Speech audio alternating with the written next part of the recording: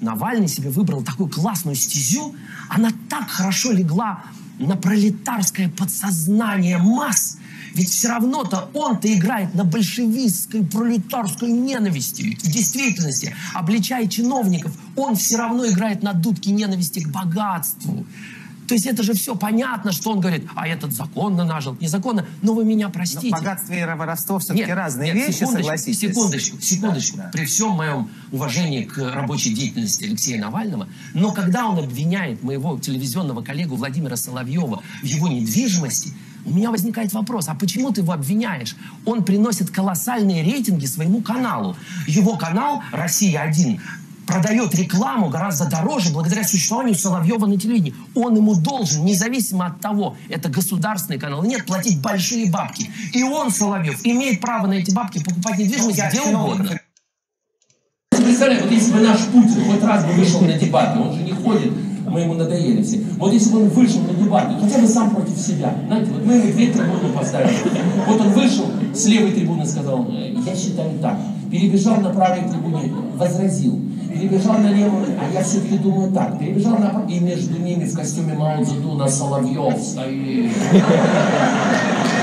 Кто одному Путину улыбнется, кто другого похвалит. Понимаете? Вот это было бы шоу. Но, к сожалению... Санкции, что Запад, собственно, что вы обсуждаете, наше телевидение не дает вам об этом забыть, санкции, Запад наложил санкции на нас. Наложил на нас санкции, ну, там, на банковскую сферу, на нефтяную сферу, наложил на нас санкции, а наше правительство в борьбе с проклятым Западом тоже наложило санкции, причем тоже на нас. Понимаете?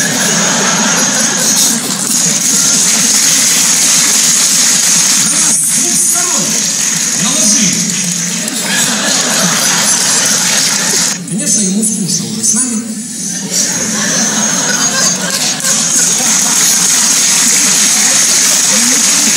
Совершенно другой уровень. Журавли, тигры, Сирия, понимаете, и тут мы со своими пенсиями, выбоинами на дорогах. Раньше у нас всегда люди спокойно относились, что власть ворует. Вообще, более того, мы сами часто шли в эту власть, кто-то когда шел, вроде так нам кажется, мы не будем, а потом, вот оно лежит, понимаете. И люди с подозрением относятся к тем, что не воруют. Это странно, понимаете? Это странно. Главное, чтобы ты немножко, не так уж прямо, а немножко. А сейчас стали арестовывать, видите, то этот Захарченко с этими миллионами, понимаете?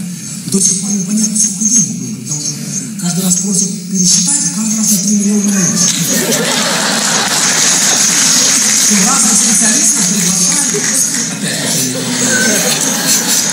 судебная палата опять на 3 миллиона. Да что ж такое, там все тает и тает. Ну тут вышли на первый план ФСБшники, у них еще больше обнаружено. Мне интересно, что они, видите, они ждут, наша власть ждет. Не берут их, когда у них миллиарды, все-таки, когда 140, 150, в особо крупных. И, конечно, люди запутались, непонятно, что делать. Понимаете, вот это, когда Арашукова, сенатора брали, да, в Совете Федерации, понимаете? Заходит сначала Бастрыкин, потом это, потом то. Это, кстати, все сенаторы на жидком сидят, они не знают, зачем пришли.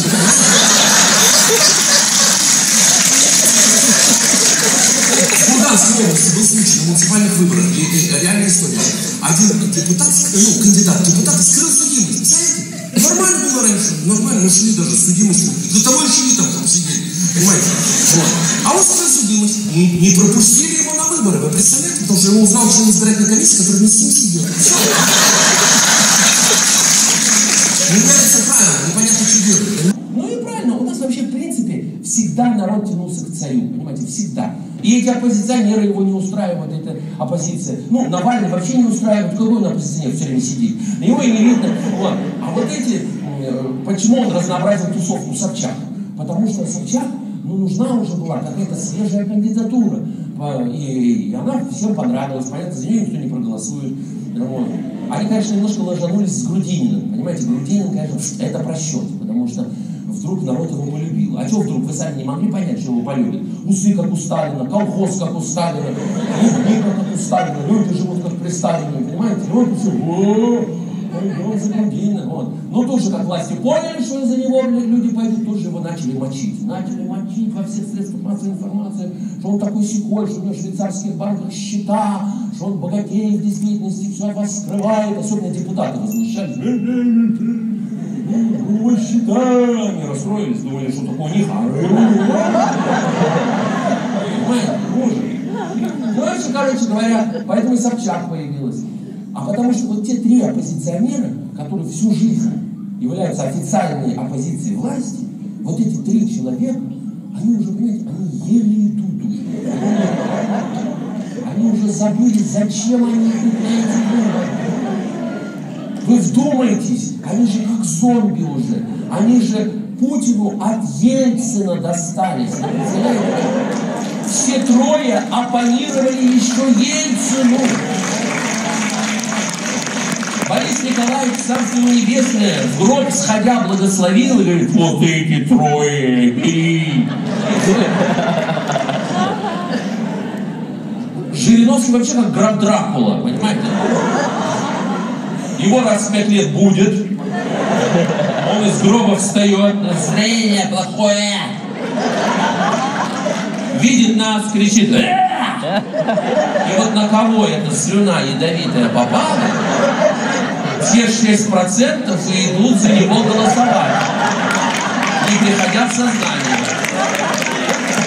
А если кого-то укусят по дороге, то и эти еще подтянутся 2%. Я помню, я приехал, господи, на Славянский базар. Александр Иванович Лукашенко должен был сидеть на открытии. Ну, я, естественно, думаю, белорусы ждут. Сейчас я... Боже мой, как они меня всегда стали, организаторы. Ни в коем случае, Максим, ничего не надо про него говорить, вообще ничего. У вас есть чудесные номера, я говорю, вы издеваетесь, сидят белорусы, они ждут, что-нибудь такое.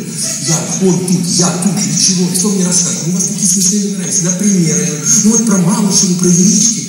Я говорю, так. Значит, главные стальные яйца в зале, а я буду вам про Велички. Ну, знаете, я на кураже, я им сказал, что я буду петь, я на тополя, вышел и говорю, Александр Григорьевич. А эти ребята, которые просили ничего не говорить, они сидят, вот, ну, на этом месте. Ну вот, значит, сидят, да. И я говорю, Александр Григорьевич, вы так давно у власти, если вы немножко подустали, мы можем договориться с Дмитрием Анатольевичем, он вас подведет. А тогда у Дмитрия Анатольевича как раз пересмена была. Путин уже стал президентом, а его еще снова не назначил премьер-министром. Ну, я говорю, он как раз сейчас может. Он человек надежный, ну, все. Но посмеялся, рядом сидел наш министр культуры Мединский, тоже не знал, как смеяться, не смеяться. Но прошло замечательно. Я тогда вспомнил хороший анекдот такой. Знаете, как плывут в лодке, значит, ну, сейчас уже, допустим, Трамп, значит, короче, втроем плывут в лодке Трамп, Путин и Лукашенко. Плывут, гребут, ну, кораблекрушение было, спасли, слава богу, к радости. Все спасли, плывут, гребут, и возник спор, кто будет грести. Трамп говорит, я лидер свободного мира, я грести не буду, я должен насаживать демократию. Ну, наш говорит, я тоже, в принципе, с удовольствием кого-нибудь насадил бы,